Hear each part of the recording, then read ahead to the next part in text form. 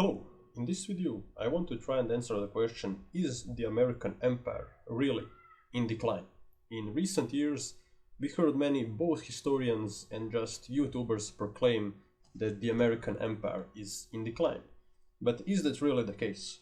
Michael Lind famously is a historian. He famously in 2014 proclaimed the American century is over. But what the hell happened in 2014? One might ask. Well, China actually replaced the United States as the #1 country, at least when you look at the purchasing power parity. So that very specific metric actually just tells us what would be the price of the Chinese goods on the American market. And according to that very specific measure, China has become the #1 economy in the world. But is it a big deal? Is a better question to ask. Because how do we in fact measure the power of the state? Well, in my opinion, we have to look at least three things: the size of the economy, the might of the military, and the ability to form good alliances. And in this video we'll examine whether or not China or maybe some other country will be able to replace the United States as the #1 country in the world. And while I would agree with those that claim that the happiness of the American people is diminishing in recent decades because of bad healthcare system, weak unions, chaotic political system, but none of these aspects necessarily, at least, have anything to do with might of a country, with its place in geopolitics and in the economy and the strength of its military. So, and one of the best examples of a country that was actually both economically and militarily weaker than its arch enemy, but still managed to win a war, is France in World War I. And how did that happen? Well, the irrational German foreign policy at the time managed to force Britain, France and the Russian Empire to ally against Germany, which was quite an achievement.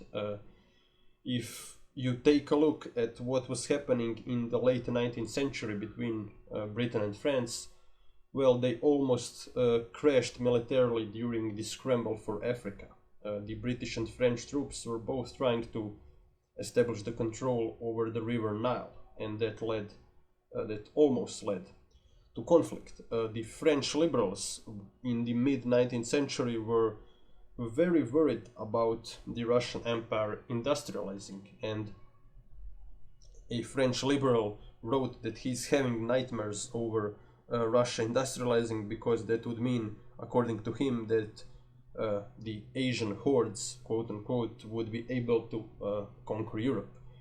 Now, were those fears justified is a topic for another video, but the point of this example is that even if you are economically and militarily weaker, you can win if you have better alliances. And some would argue that Chinese policy towards its neighbors managed to force Japan, India and Vietnam to ally against it in pretty much the same way in which Germany scored this great achievement, forcing three countries that historically hated each other to become allies.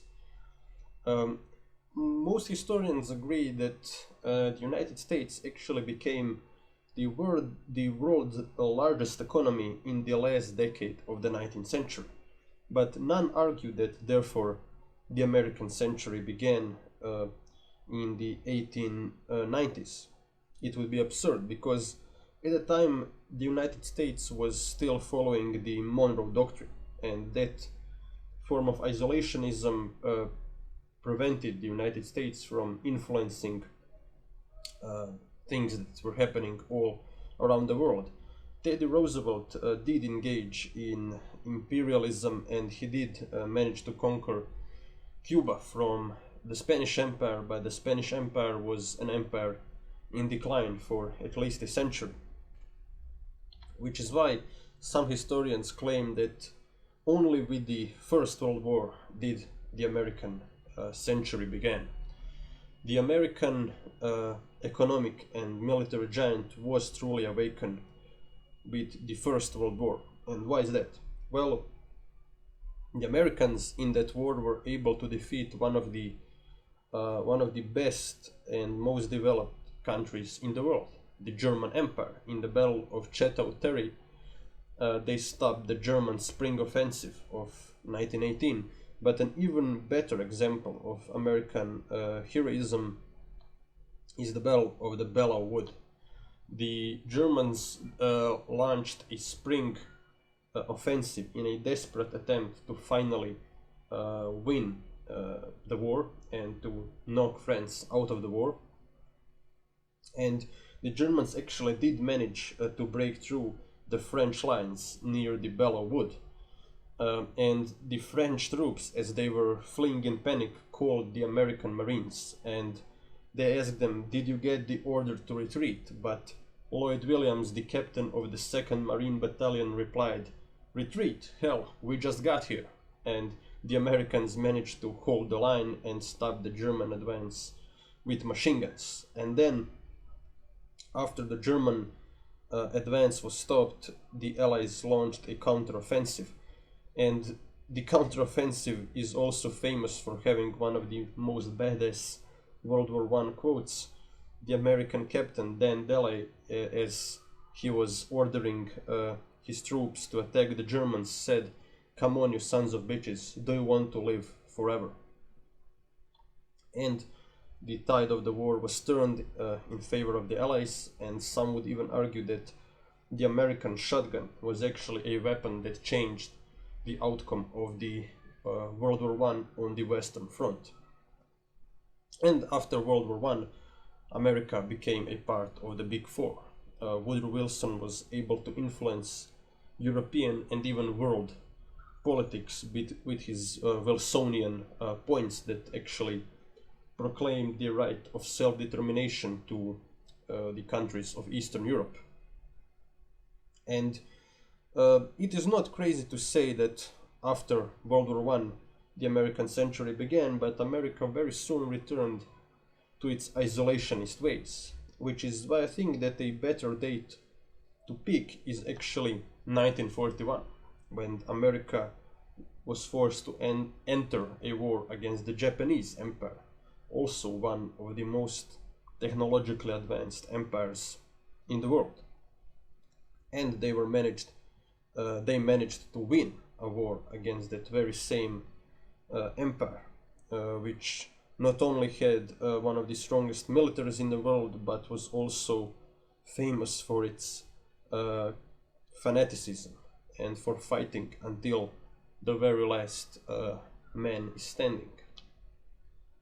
And after World War II, America truly did become a global power. After all, in 1945, the European countries managed to destroy each other so much that the United States was 50% of the world economy. In 1945, it was. And also, another piece of data also sheds light on American superiority of the time. After World War II in 1945, the United States had 28 large fleet carriers, and fleet carriers are the most powerful weapon in the world, according to most historians at least. When we compare aircraft carriers with battleships, it becomes obvious why aircraft carriers are more powerful. Aircraft carrier can attack a target that is 200 miles away, while a battleship can only attack a target at 20 miles away. And try and guess for a moment how much fleet carriers did the next biggest naval power have in 1945. It was the UK with 6 aircraft carriers against 28 American ones. And today, when aircraft carriers became even more expensive and powerful, United States has 11 aircraft carriers, while Russia has 1 and China has 2. So the biggest enemies of the United States altogether have 3 aircraft carriers against the American 11. But ever since the American hegemony, or at least the not necessarily a hegemony, but ever since the American century began, and ever since America became the most powerful country in the world, many were predicting the end of the American hegemony. And that is why we have to be careful with predicting such big shifts in power dynamics. In 1957, when the first Soviet satellite entered space, many proclaimed the Soviets are winning. Mao Zedong famously said the eastern wind is stronger than the western wind, and many in the West even believed him. And going to space, after all, was a big deal, but it wasn't an indication of American decline. After America lost the Vietnam War, many also proclaimed that the American century is over. And not to mention that in the period between 1950s and 1970s, with the rise of Germany and Japan, at least economically speaking, the share of the American percentage of the world economy drastically declined from 50% in 1945 to 25% in 1970.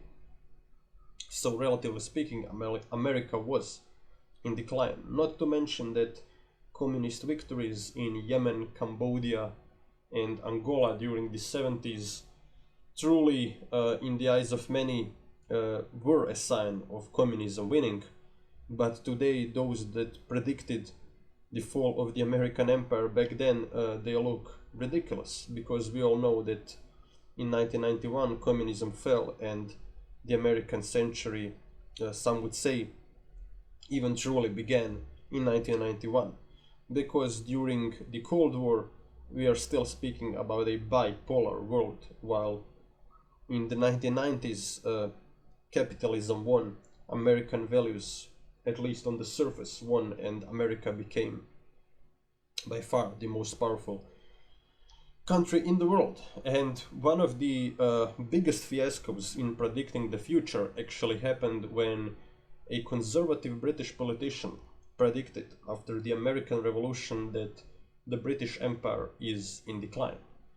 And after all, they did lose one of their most prosperous and biggest colonies, but we all know that the true era of British dominance began after the Napoleonic Wars, and that British Empire wasn't even didn't even truly begin its era of colonization of the world, and some called for the end of the British century even before it began. And that is why we have to be careful while predicting such things. And the question is, if America truly is in decline, then who will replace it on the world stage? Will it be European Union? Well, maybe, but Europe is at least currently an ally of the United States, and European Union is still a very divided institution, with countries like Hungary being pro-Putin while France is anti-Putin. And the fact that European Union is still not a one single entity in reality might be its biggest weakness. Will it be Putin's Russia? Well, while the USSR had more soldiers than the United States, was the second biggest economy, and had most people in the world employed in research and development, well, Putin's Russia is on 11th place when you look at the list of 20 largest economies in the world, and many predict that by 2050 it will have only 120 million people. So it probably won't be Putin's Russia that replaces the United States, and war in Ukraine seems to only affirm that reality, because Russia seems to be unable to win a war against a much smaller neighbor. Will it be India? India recently became the world's most numerous country, They also have nukes, and Modi government has been able to create the Indian middle class for the first time, but still India suffers from, relatively speaking, a low literacy rate and huge ethnic and religious tensions that exist between Hindus and Muslims. And India, while it does have one of the most powerful militaries in the world, is still nowhere near the might of the United States. And will it be Brazil, one might ask? Brazil, after all, is 4 times bigger than India, and in 2007 the Brazilian government discovered oil on its territory.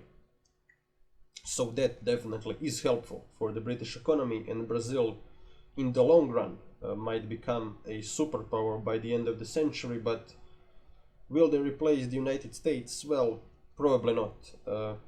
They have huge problems with bad infrastructure, corruption, and a high murder rate. So Brazil probably won't be able to surpass the United States, which leaves us with only one realistic scenario: China.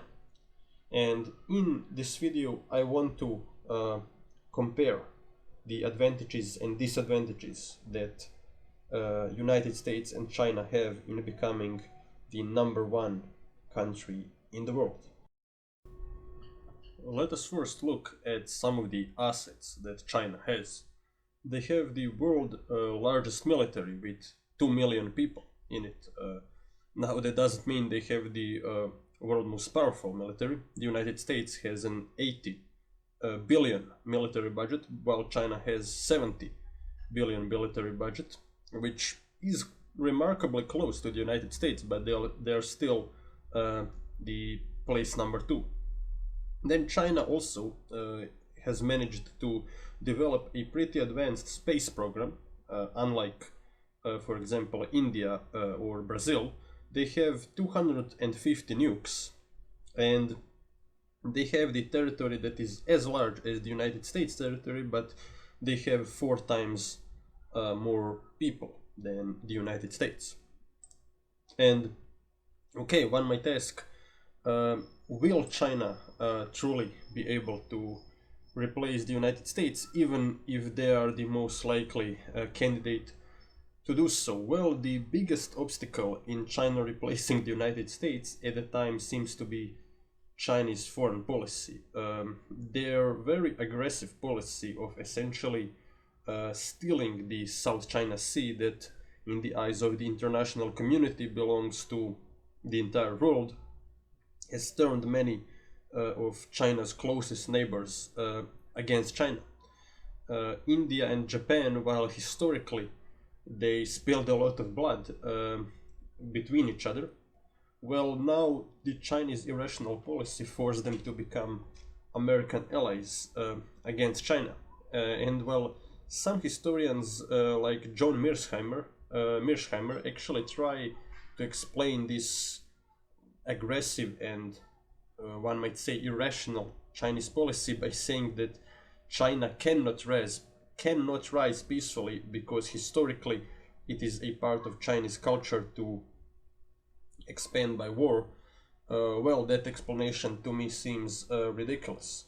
To me it seems that China is simply following a wrong foreign policy form of expansionism. They should focus more on China's Belt and Road Initiative and in trying to get new allies and new markets in Africa, instead of trying to claim the South China Sea for itself and therefore turn the Philippines, Vietnam, the Japanese, India and many other countries against China. But what also needs to be said is that strength of the dollar is still one of the main things keeping the United States at #1. In recent decades, 80% of the world trade happened in dollars, while try and guess how many of world trade happened in the Chinese currency. Only 3% happened in yuan, the Chinese currency. And China also has many other weaknesses, as the one-child policy that by some estimates will make China have by 2030 more elderly people than children. And pollution also seems to be a big problem for the Chinese people, much bigger than for the American people. If you just take a look at how Chinese cities began to look like, that's a pretty big fiasco for the Chinese government and a source for potential unrest and rebellion in China, the pollution problem, and it also undermines Chinese reputation in the world. When it comes to wealth inequality, China managed to be almost as bad as America in recent years with this new form of cruel and authoritarian capitalism that emerged in China, while that authoritarian form of capitalism was successful in creating, for example, high-speed railways that are truly remarkable and one of the best in the world. And that same authoritarianism also built huge cities and provided living space for the Chinese people, but and it also created a huge military, but it is also faced with many other problems. For example, the COVID pandemic showed that actually authoritarianism in the long run isn't a solution. Developing effective vaccines and the West was able to create them much more quickly and efficiently is the long-term solution. And in the modern times, very rarely can you actually solve a problem with violence.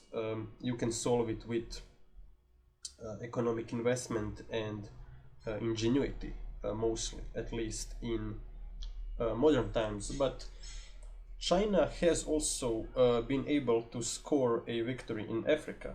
On this map you can see how how China was able to access African markets and pretty much push out the French dominance from Africa. And in recent years, for example, Zimbabwe adopted the Chinese currency, which to be honest, I'm not sure how important that is, but it is a sign of China gaining new allies in Africa, while quite ironically simultaneously being in conflict with almost every single neighbor that it has. It's even not in that good of a relationship with Russia because of their conflict for the domination in the Central Asia, in the Central Asian regions.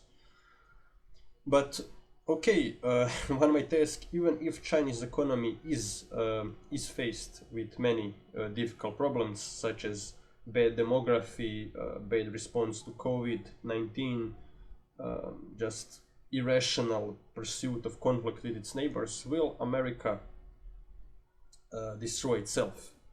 Perhaps.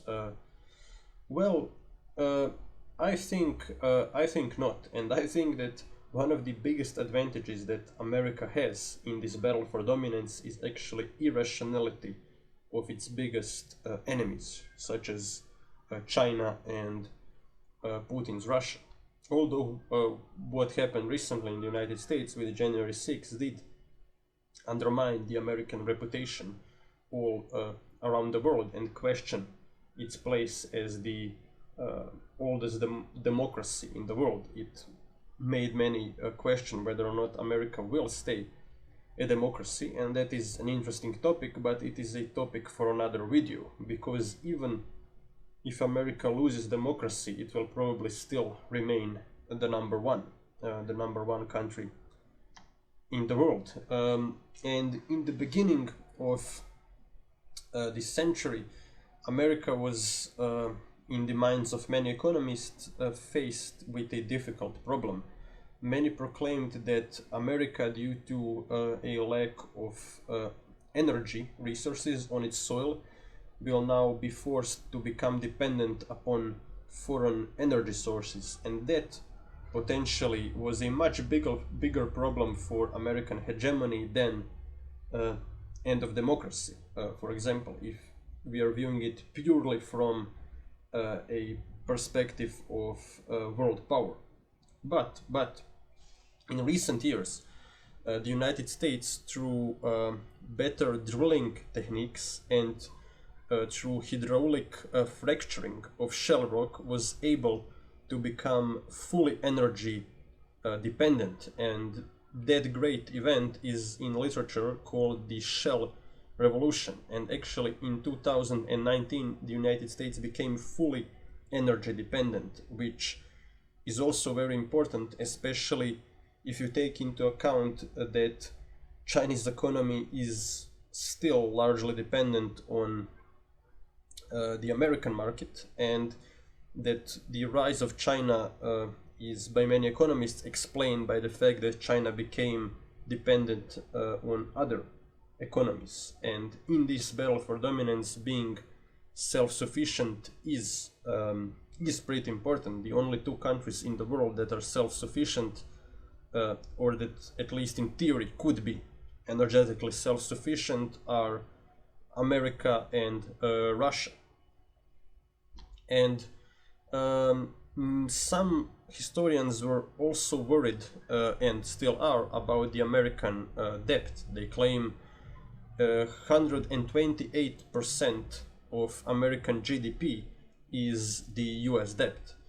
But a good response to this idea that huge debt will cause the decline of the American empire is that Japan has 264% of its GDP as debt, and they are still one of the most prosperous countries in the world. So yeah, I don't think that huge debt is going to crush the American economy or cause it to lose this great battle for dominance in the world. Not to mention that, quite surprisingly, the United States has a much better fertility rate than China. In the United States it is 1.7, and in China it is 1.3. And the United States also seems to have a good migration policy, which might be a controversial thing to say, but actually, according to the newest polls, only 41% of Americans believe that there should be less migration to the United States. And migration is also one thing that helps America have a much better demographic picture than China. And to me it seems like many other historians, such as Nile, have argued that there are only two routes that could lead to America losing its geopolitical #1 place in the world. And those two routes are actually represented by two very extreme foreign policies. One would be to continue the imperialist wars, like the war in Iraq, the war that was unjustifiably started by George Bush and that resulted in American reputation all around the world being destroyed. And actually not much happened in that area that's good for the United States ever since the war in Iraq ended. The American lost quite a lot of money, and Iraq, according to newest geopolitical analysis, actually just became a new Chinese economic ally. So yeah, the American empire definitely wasn't strengthened in the long run by the war in Iraq, and its reputation was significantly damaged. And the other road that leads to America losing its #1 place in the world is extreme isolationism that would return America back to the post-World War I days, or at least days after America left the League of Nations and left Europe and the rest of the world to deal with their problems. Well, that form of isolationism would also be harmful, because let us not forget that that form of isolationism helped the rise of Hitler and destabilized the entire world in the long run. So the problem isn't American interventionism as such. The problem is attacking another countries, which most historians, including me, would agree is not the road that America needs to take in order to remain the number one country in the world. And as I already said, currently the best advantage that America seems to have in this battle is the fact that China and Russia are pursuing foreign policies that are even crazier than what the United States is doing. China is in conflict with almost all of its neighbors. Vietnam, that should have been grateful to China and hate the United States, is actually a US ally. And yeah, not to mention that COVID was a fiasco for the Chinese.